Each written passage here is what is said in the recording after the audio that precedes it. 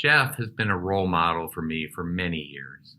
I first met him in the early 1960s when I was around 8 and he was around 18 years old and was the lifeguard, or better defined as the glorified babysitter at my friend's backyard swimming pool.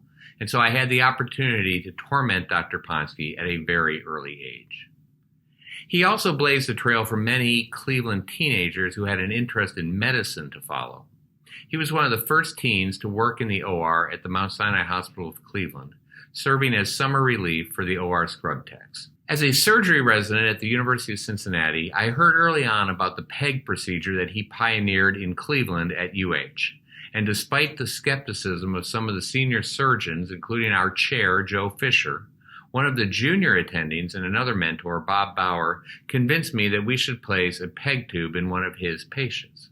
We studied the original 1980 paper and placed the first PEG tube at the University of Cincinnati in 1982. Jeff and I had much overlap in those early days of teaching surgeons and residents in the SAGES courses at the Ethicon Endosurgery Institute in Cincinnati.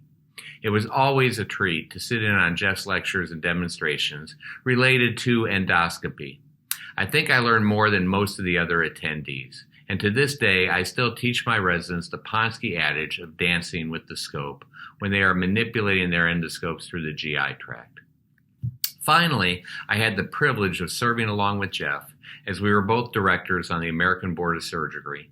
Under his leadership and influence, the board made great strides in increasing its diversity in many ways, including adding at-large community surgeons and expanding the complement of underrepresented surgeons on the board. Jackie, Todd, Kim, Lee, Zach, and all of the grandchildren, thank you for sharing your husband, father, and grandfather with all of us and allowing us to learn from and be mentored by such an extraordinary individual.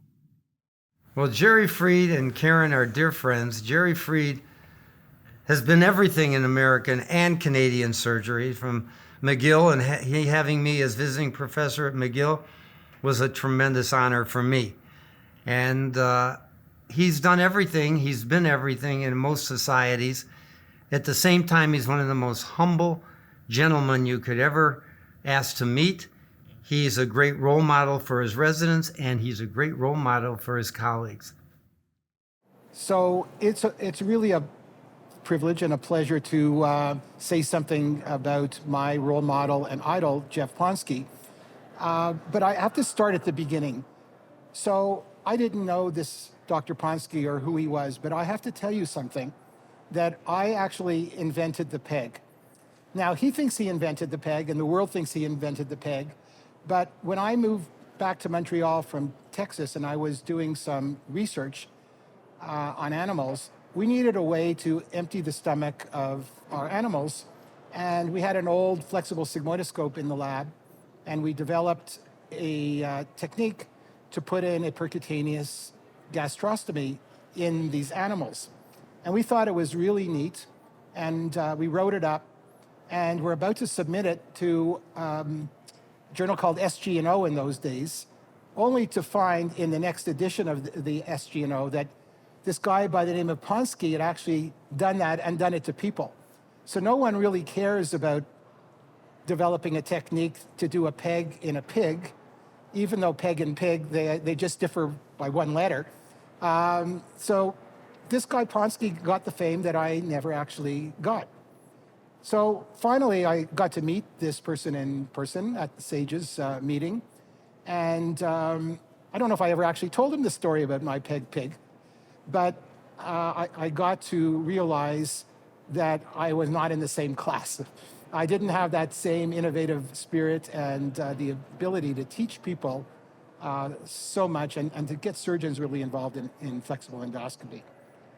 But one of the things that I have tried to learn from Jeff has been that the most important legacy are the people that you influence over your career and in their lives. And when I look at the roster of outstanding people that have contributed to our field of surgery, GI surgery in particular, almost everyone seems to have some period of their career where they were mentored or trained by Jeff. And there is no better legacy, there's no enduring legacy, and there's no way that you could better amplify what you have do personally to your patients than by spawning a generation of outstanding leaders and wonderful human beings who have taken you as a role model and a mentor and succeeded in their own careers. And for that, Jeff, there's no better compliment that I can give you.